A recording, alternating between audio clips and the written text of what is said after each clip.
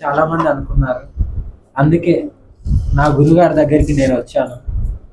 నాకు ఇంకా గురుగారు ఇంకా సపోర్ట్ ఇచ్చి ఇంకా నా ధర్మాన్ని కాపాడుకోవడానికి గురుగారు కూడా నా వెన్నంటూ ఉన్నారు. ఇంకెంత పోరాటమైనా చేయబోతున్నాను. నేను ఈ 18, 19 తారీఖు నుండి ఎక్కడైతే విమ్లవాడలో దర్గా ఉందో దాని గురించి పోరాడబోతున్నాను. ఆ దర్గా తీసేసే వరకు నేను నా పోరాటాన్ని కొనసాగిస్తాను. ముత్యాలమ్మ గుళ్ళ కానీ లేకుంటే ఆంజనేయ స్వామి గుళ్ళ నవవిగ్రహాలు ఏదైతే ఎన్ని ధ్వంసాలు అవుతుందో నేను హెచ్చరించినప్పటి నుండి ఆ 6 గుళ్ళు ధ్వంసమైనాయి కదా, వాళ్ళు ఎవరు చేశారు ఏంటిది అనేది బయటకు వచ్చే వరకు నా పోరాటాన్ని ఆపను. నేను తెలంగాణకు చేరుకున్న వెంటనే 100%గా నేను ధర్నా చేస్తున్నాను.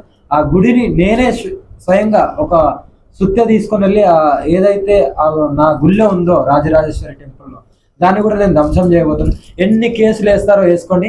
నాకు మా గురువు గారు ఉన్నారు. ఇలాంటి గురువుగారుల పాదసేవ చేసుకుంటూ నేను జీవితాంతం ఉన్నాను కాబట్టి, నీతి నిజాయితీ ఉన్నా కాబట్టి నా వెన్ననుకు మా అఘోరి సంస్థ మొత్తం ఉంది, నాగసాధు సంస్థ.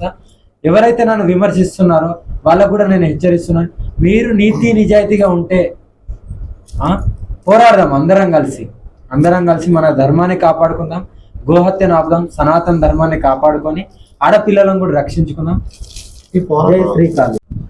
ఓం సత్యం ఆదేశ్, గురుజీ को आदेश, राज्य गुरुजी को आदेश, జై శ్రీ మహాకాళి. ఈవేళ 2 రాష్ట్రాల్లోనూ ఉభయ రాష్ట్రాల్లోనూ కూడా సనాతన ధర్మం కోసం పోరాడుతూ ఒక వ్యక్తి, చాలా విశిష్టమైన వ్యక్తి గుర్తింపు తెచ్చుకోబడిందండి. ఆమె నిజంగా చేస్తున్న పోరాటానికి వెనకాలండి ప్రతి హిందువు కూడా సపోర్ట్ చేయడం మానేసి ఆ తెలంగాణ అంతా కూడా విమర్శించడాలు, పిచ్చి పిచ్చి మాటలు మాట్లాడాలి, ఇవన్నీ చేస్తూ, ఎందుకంటే ఒంటరి పోరాటం చేస్తుంది. ఈవేళ తణుకు ఏదైతే అఘోరా ఖాడాకి సంబంధించిన పీఠం ఉందో ఈవేళ ఆమె ఇక్కడికి రావడం జరిగిందండి. మనస్ఫూర్తిగా బిడ్డగా స్వీకరిస్తూ ఈవేళ నుంచి చేసే ప్రతి పోరాటానికి మా అఘోరా ఖాడా తరఫున, సంపూర్ణ అఖిల భారత అఘోరా తరఫున పూర్తి మద్దతు ఉంటుందని, ఎక్కడైనా సరే మేము కూడా నిలబడి పోరాడతామని చెప్పి మనస్ఫూర్తిగా వాగ్దానం ఇస్తున్నాను. ఎందుకంటే ఒకటి, అందరూ చెప్పేవాళ్ళు అయిపోయారు తప్ప బయటకు వచ్చి పోరాడే వాళ్ళు ఎవరు లేరు. ఎందుకంటే వేములవాడ దర్గా గురించి ఇప్పటిదాకా అంత గట్టిగా ప్రశ్నించి నేను బదులు కొడతాన్న వ్యక్తి ఎవరు లేరు. అదే ముత్యాలమ్మ గుడి నిజంగా ఒక విధంగా నాకు అనిపిస్తుంది, ముత్యాలమ్మ గుడిని విగ్రహాన్ని బదులు కొట్టాడు, ఒకటి వచ్చి తన్ని పడగొట్టేశాడు. ఆ తర్వాత నుంచి ఈ టెన్షన్ అంటే ఈ ఇంటెన్షన్ అంతా అందరిది, మీడియాది ఏమైందంటే ఈవెంట్ చూపిస్తూ ఈ మొత్తం అంతా డైవర్ట్ చేశారు తప్ప ఆ తన్నిన వాడు హాస్పిటల్లో ఉన్నాడు, పిచ్చోడు అన్నాడు, పారిపోయాడు. మరి వాడి సంగతి ఏంటి? వాడిని ఎవరు ప్రశ్నించరేంటి? గుడి బదులు కొట్టిన వాడు ఎవడైనా సరే వాడిని గవర్నమెంట్ ఖచ్చితంగా శిక్షించవలసిందే. ఆ శిక్ష మేము వేసేదాకా తెచ్చుకోవద్దని చెప్పి మనస్ఫూర్తిగా హృదయపూర్వకంగా గవర్నమెంట్ని ప్రార్థిస్తున్నాం. ఎందుకంటే ఇప్పుడు ఈమె ఒక్కటి అనుకుంటున్నారేమో, ఎంటైర్ పూర్తి అఘోరా ఖాడా వచ్చి నిలబడి పోరాడుతుంది ఈ విషయంలో. ఎందుకంటే దేవుడి గుడికి ఏదైనా జరిగితే ఒప్పుకునే ప్రసక్తే లేదు, ధర్మానికి హాని జరిగితే ఒప్పుకునే ప్రసక్తే లేదు. అఘోర అంటే కూర్చుని పూజలు చేసుకునేవాడు కాదు, శ్మశానంలో శాస్త్రము శస్త్రము 2 తెలిసినాడు. అందుకని మనస్ఫూర్తిగా చెప్తున్నా, ఆ తల్లికి మా సపోర్ట్ ఎప్పుడు పూర్తిగా ఉంటుంది. ధర్మం కోసం పోరాడినంత కాలం మేము ఎప్పుడు వెనకాల ముందర నిలబడి పోరాడతాం. సోషల్ మీడియాలో మీద అనేక రకాల ఆరోపణలు కూడా వస్తున్నాయి. ఏమంటే ఒకటి చెప్తే, కూర్చుని ఒక గుళ్ళో పూజ చేసుకునే పూజారి కూడా వచ్చి అఘోర్ ఎలా ఉన్నాడు, అఘోర్ ఎలా ఉంటాడో వీళ్ళందరికీ తెలుసా? కనీసం ఎప్పుడైనా చూసారా? ఎందుకంటే ఇన్ని సంవత్సరాలు సాధన చేసి ఉన్నాను నేను విక్రాంత్ భైరవ్ శ్మశానంలో. లోపలికి మేము ఎవరిని ఎలవ్ చేయం. బయటకు వచ్చిన తర్వాత సమాజంలో మేము ఈ సేవ కోసం అంతా కష్టపడుతున్నాం, ధర్మం కోసం పోరాడుతున్నాం. మేము ఎలా ఉంటాం, ఏం తింటాం, అసలు ఇవన్నీ దేనికి? అదే గుడి కోసం ఆ తల్లి పోరాడుతుంది. మనందరం కూడా సపోర్ట్ చేయాలని జ్ఞానం ఉండాలి తప్ప అఘోర్ ఎలా ఉంటే వాడికి ఎందుకు, ఎలా ఉండకపోతే వాడికి ఎందుకు, అసలు దేనికి ఇవంతా అనవసరం కదా.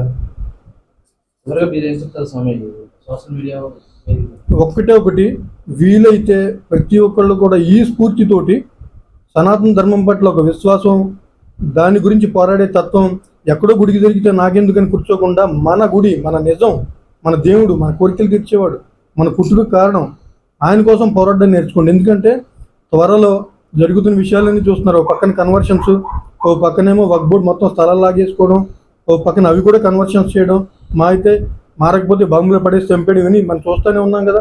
ఇంకే ఎక్కడ ఉంది హిందువుకి రక్షణ? మనమంతా ఏకీకృతం అయ్యి సంఘటితం అయ్యి పోరాడకపోతే త్వరలో హిందుత్వం ఉండేది అని చెప్తారు.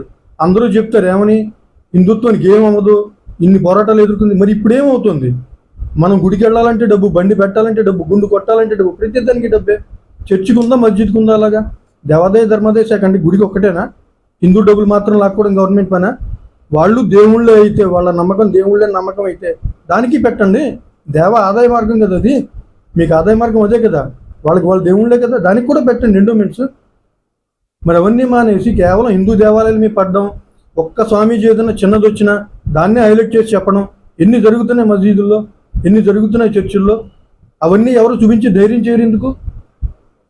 ప్రతి దాంట్లోనూ కూడా హిందుత్వం అంటేనే లోపం. సెక్యులరిజం అంటే హిందుత్వాన్ని తిద్దడం అని పెద్ద ఫ్యాషన్ అయిపోయింది. అది మానుకోండి. హిందువులంతా ఏకం కావాల్సిన సమయం ఇది. సంఘటితం కావాలి. మన గుడిని మనం కాపాడుకోవాలి, మన దేశాన్ని మనం కాపాడుకోవాలి. అప్పుడే ధర్మం నిలబడుతుంది.